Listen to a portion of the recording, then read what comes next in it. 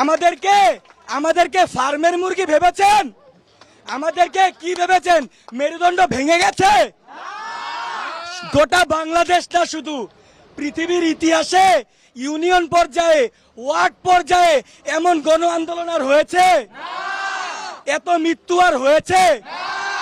ভাষা আন্দোলন, গণ অভ্যুত্থান, কোথাও কি 6 দফা এই 200-250 মানুষ মরেছে?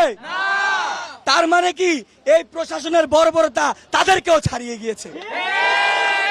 আজকের এই ইন্টারনেটের যুগে আপনারা চাইলেও আর কিছু চাপিয়ে রাখতে পারবেন না।